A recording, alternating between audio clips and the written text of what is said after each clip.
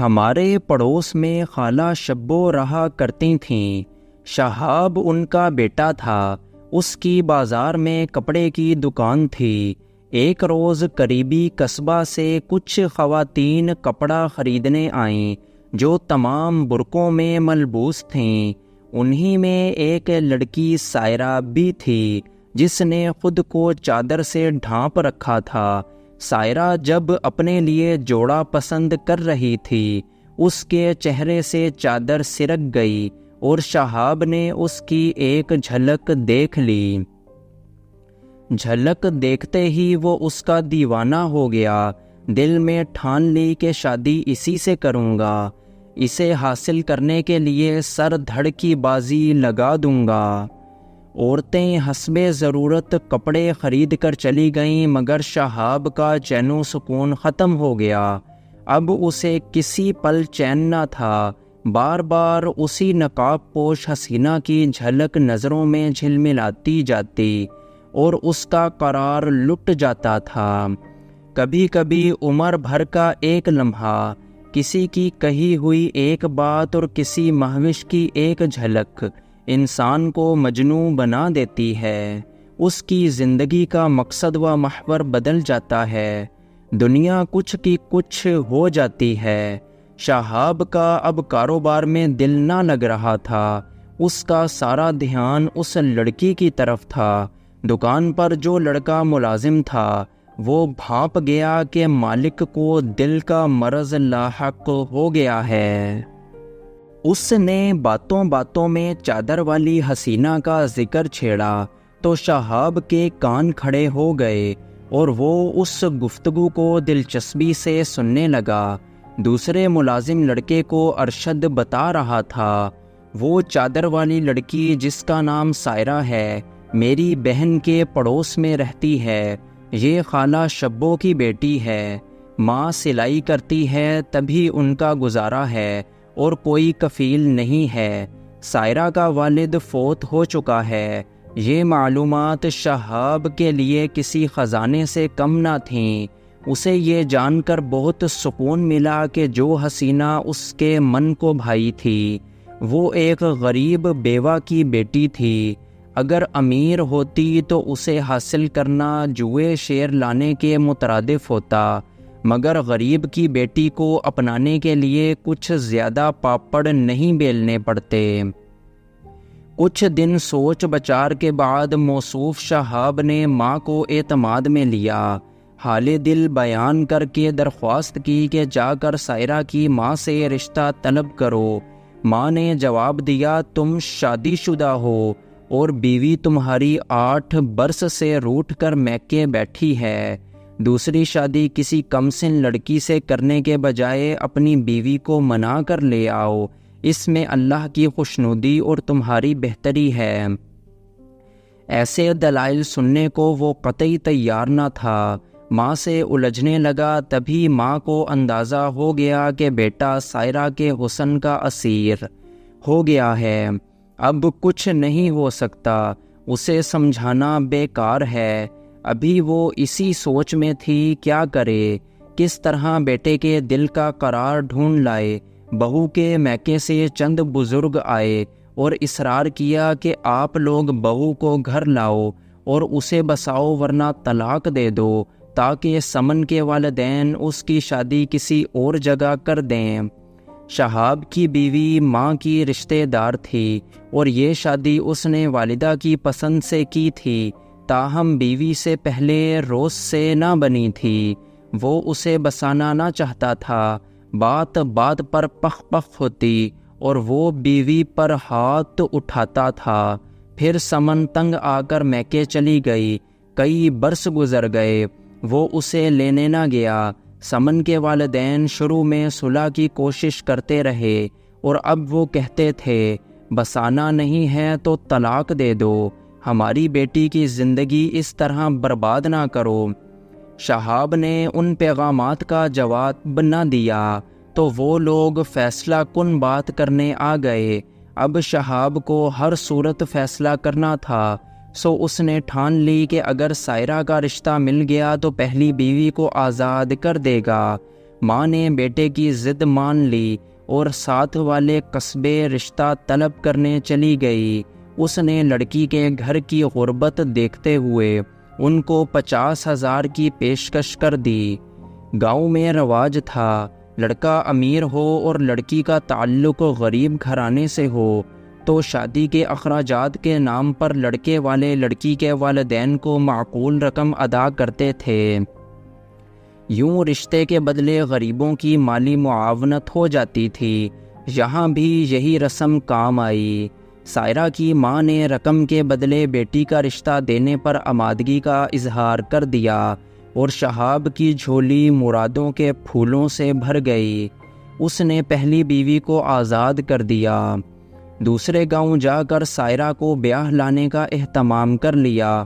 وہ اپنی کامیابی پر بہت خوش تھا، سوچ بھی نہ سکتا تھا کہ اتنی جلد اور آسانی سے اسے یہ من پسند نئی نویلی دلہن حاصل ہو جائے گی۔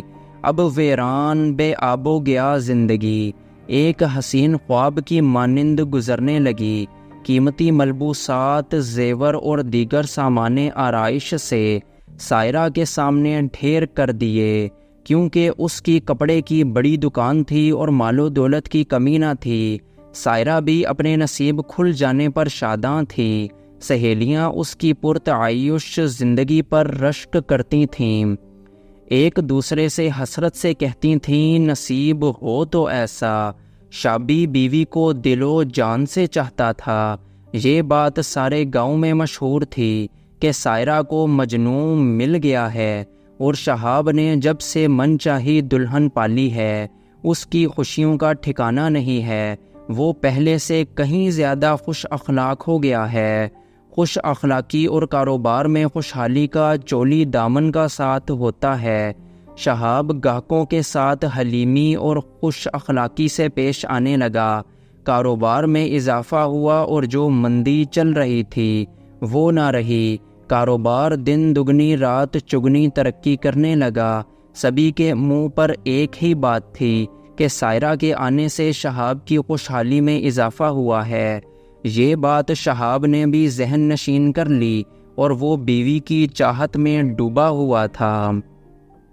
لوگ اس کی پہلی بیوی کو یاد کرتے تو اسے بد نصیب کا لقب دیتے اور دوسری کو خوش نصیب کہتے۔ ظاہر ہے کہ جس کو پیا چاہے وہی سہاگن۔ سبھی دن ایک سے نہیں ہوتے۔ کہتے ہیں کہ کبھی کے دن بڑے اور کبھی کی راتیں، کہاوتیں درست ہوتی ہیں۔ ایک روز وہ ہو گیا جس کا وہم و گمان بھی نہ تھا۔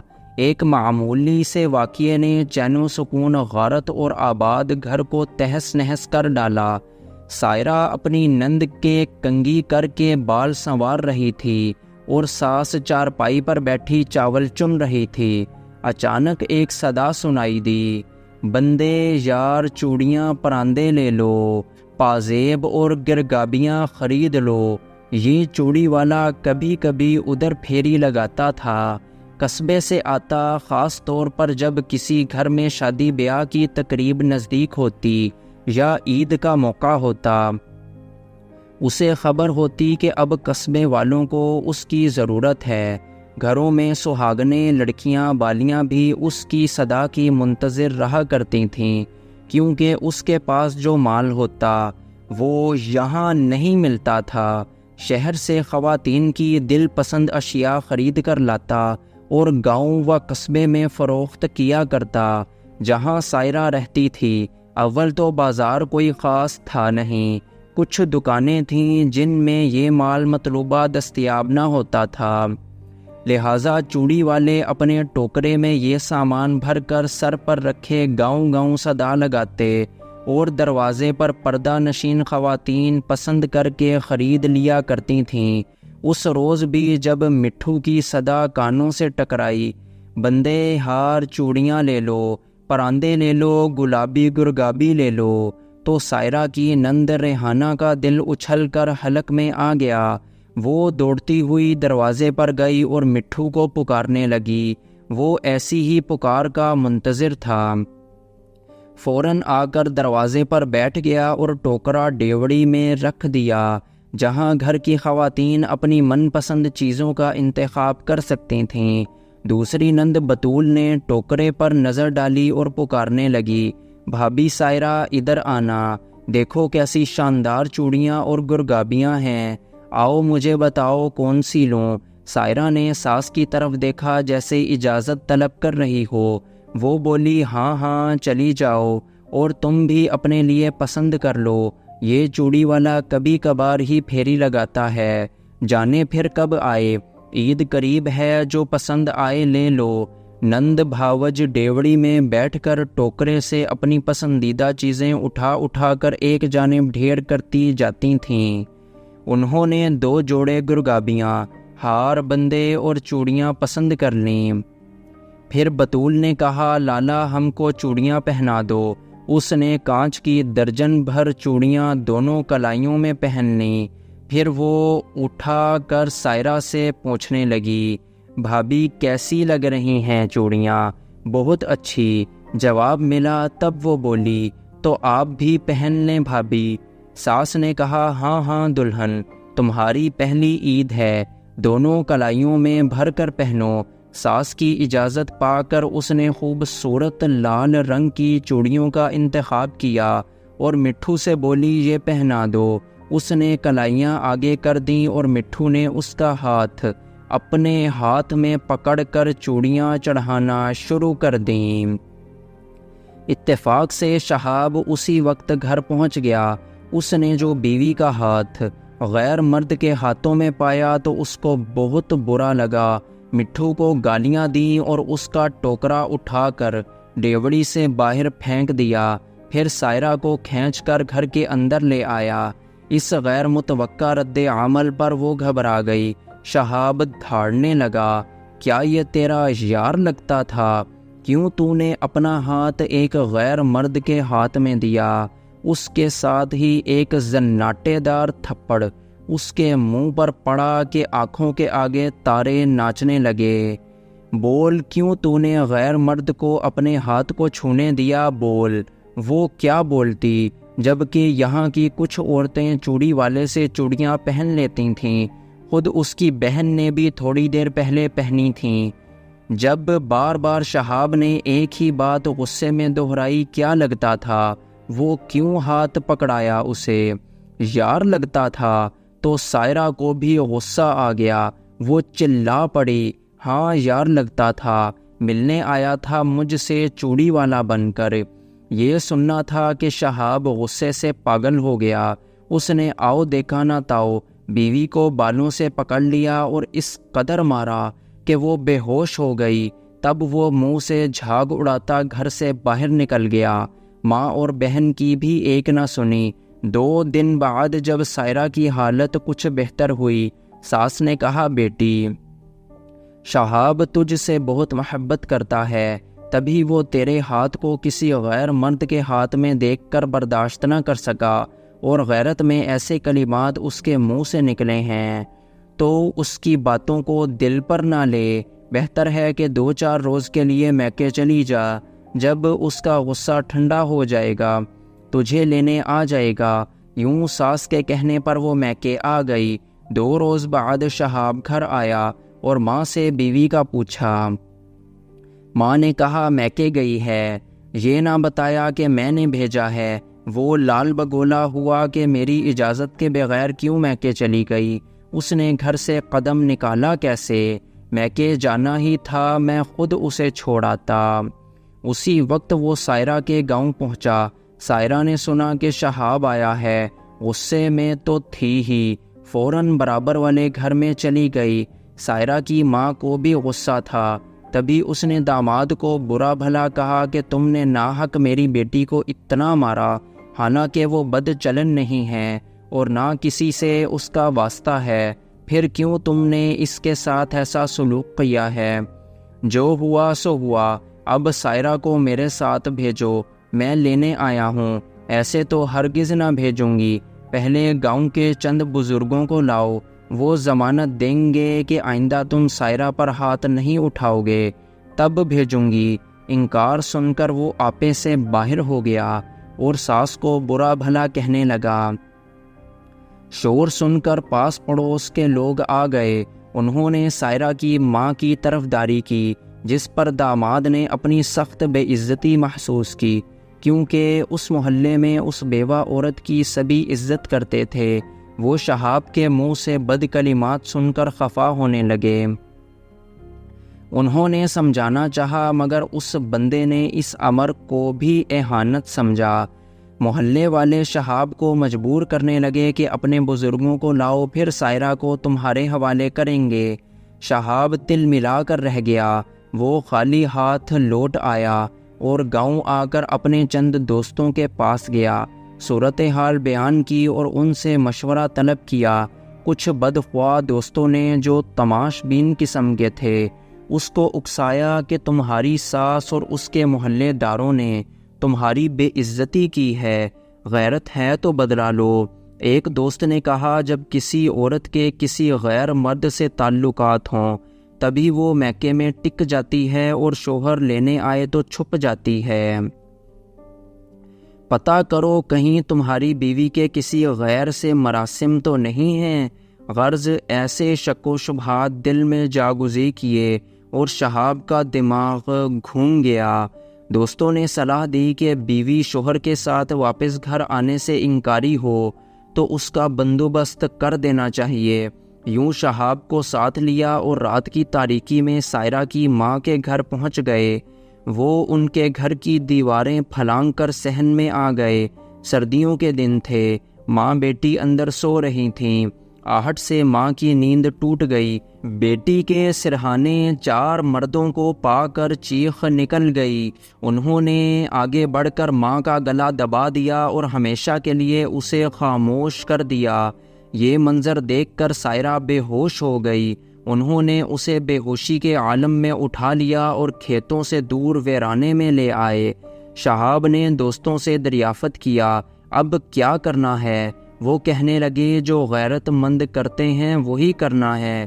یہ بدنام ہو گئی ہے، بیوی بنا کر رکھو گے تو لوگ تم کو بے غیرت کہیں گے اور جینے نہ دیں گے۔ یہ کہہ کر وہ جو کدال ساتھ لائے تھے اس سے گڑھا کھودنے لگے۔ شہاب کا دماغ معاف تھا، اس کی کچھ سمجھ میں نہ آ رہا تھا کہ یہ سب کیا ہو رہا ہے، صحیح ہو رہا ہے یا غلط۔ اتنے میں اس کے 3 ساتھیوں نے گڑھا کھود لیا۔ بے ہوش سائرہ کو اس میں ڈال کر اوپر سے مٹی بھرنے لگے اور منٹوں میں گڑھے کو پر کر کے وہ شہاب کو ساتھ لے کر واپس لوٹ آئے۔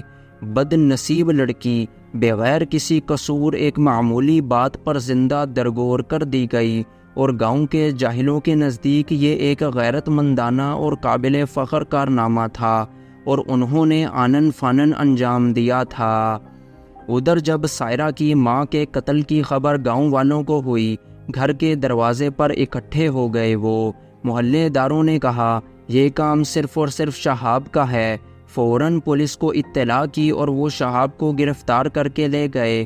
جو کچھ ہوا ماں کے روبرو ہوا، لہٰذا وہ بہت غم زدہ تھی۔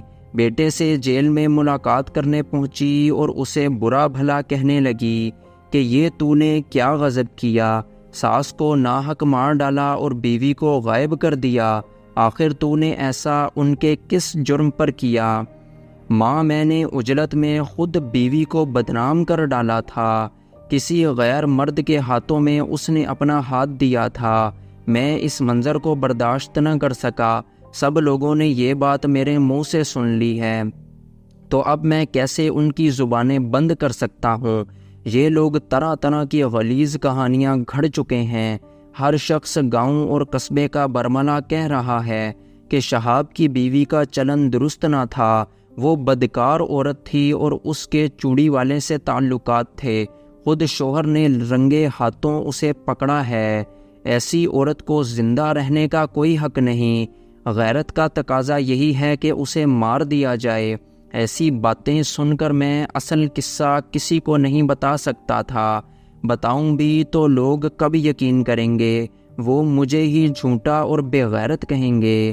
تبھی مجھے یہ قدم مجبوراً اٹھانا پڑا، اور نہ میں ساس کو مارنا چاہتا تھا اور نہ سائرہ کو، یہ کام مجھ سے میرے دوستوں نے کرایا ہے۔ کیا تم نے سائرہ کو بھی مار دیا ہے؟ ہاں ہاں، میرے دوستوں نے اس کو زندہ قبر میں دفن کر دیا میری آنکھوں کے سامنے، اور میں انہیں روک نہ سکا کیونکہ وہ مجھے بے غیرت کہتے، اور گاؤں میں کسی کو منہ دکھانے لائق نہ رہتا۔ یہ سن کر ماں پھوٹ پھوٹ کر رونے لگی تھی۔ خوف کے مارے اس نے یہ بھی نہ بتایا کہ تمہاری بہن بطول نے بھی اسی مرد سے چوڑیاں پہنی تھیں۔ ساری حقیقت کا ماں کو پتہ تھا، اس میں بہو کا کوئی دوش نہ تھا، مگر وہ گاؤں والوں کی زبانوں کو بند نہ کر سکتی تھی۔ بیٹے کی جان بھی بچانا لازم تھا، پس اسے بیٹے کی ہاں میں ہاں ملانی پڑی، اور ہر ایک کو یہی کہنا پڑا کہ اس کی بہو کے اس شخص سے ناجائز مراسم تھے جو چوڑی والا بن کر ان کے در پر آیا تھا۔ شہاب بیٹے نے دونوں کو رنگے ہاتھوں پکڑ لیا، جو غیرت کی وجہ سے سائرہ کا خون کر دیا۔ چند سال جیل میں سزا کاٹ کر وہ رہا ہو گیا، مگر اس کے بعد کسی نے اس شخص کو کبھی مسکراتے نہیں دیکھا۔ اس کو کلک تھا کہ بیوی اور ساس کے ساتھ اس نے ایک اور ہستی کا بھی خون کیا ہے، اور وہ ہستی اس کی بیوی کے شکم میں پرورش پا رہی تھی۔ اپنے بچے کا بھی وہ قاتل تھا۔ یہ خلش اب کسی پہلو اسے چین نہیں لینے دیتی تھی۔ رہائی کے بعد کچھ دن دکان پر بیٹھا۔ دکان غیر موجودگی میں ملازم چلا رہے تھے، انہوں نے کافی خسارہ دیا۔ اس خسارے کو شہاب پورا نہیں کر سکتا تھا، اس کا دماغ الجھا رہتا۔ نوبت یہاں تک پہنچی کہ دکان بند ہو گئی اور وہ گھر میں بیٹھ گیا۔ سارا دن گھر پڑا رہتا اور سوچتا رہتا۔ اسے اپنے جاہل دوستوں سے بھی نفرت ہو گئی۔ وہ ملنے آتے تو کہلوا دیتا کہ گھر پر نہیں ہے۔ رفتہ رفتہ انہوں نے آنا چھوڑ دیا۔ تنہائی شہاب کا مقدر بن گئی، اس کو پل پل ڈسنے لگی۔ اس شخص کو خبر تھی کہ یہ المناک واقعہ محض اس کی طبیعت کے ابال سے وقوع پذیر ہوا۔ وہ ایک غصہ ور، جلد باز قسم کا آدمی تھا، جس سے محبت کرتا، ٹوٹ کر کرتا تھا، اور جب بدگمان ہوتا تو پھر حقائق کی پرواہ کیے بغیر اس پر پل پڑتا تھا۔ شخصیت کی اس خامی نے گھر اجاڑا اور اس کے نام 3 خون لکھے گئے۔ اب وہ راتوں کو جاگتا تھا، سائرہ کو یاد کر کے روتا اور پچھتاتا تھا، مگر گیا وقت ہاتھ آتا نہیں، اور پچھتائے کیا ہوت جب چڑیاں چک گئیں کھیت۔ سوچ سوچ کر جاگ جاگ کر وہ دیوانہ ہو رہا۔ لوگ کہتے تھے اس کا دماغ چل گیا ہے، دنوں نہاتا نہیں ہے، ہفتوں کپڑے نہیں بدلتا ہے، کھانا پینا نیند آرام سب بھلا دیا ہے۔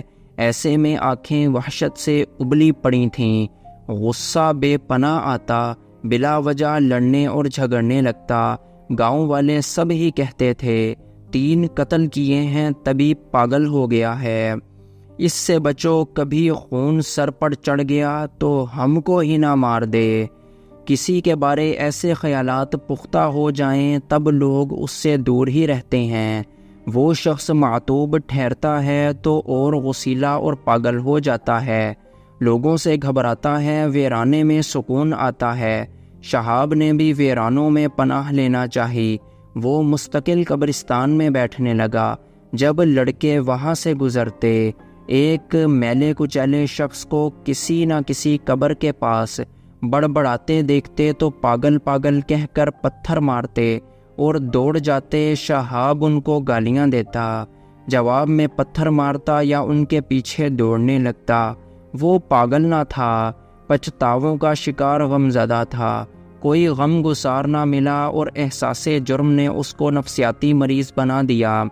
تب گاؤں کے لوگوں نے اعلان کر دیا کہ شہاب پاگل ہے۔ کوئی قاتل ہو، وہ معاشرے میں سما جاتا ہے، مگر جس کو سب پاگل قرار دے دیں وہ معاشرے میں نہیں رہ سکتا۔ لوگ اسے معاشرے سے نکال دیتے ہیں۔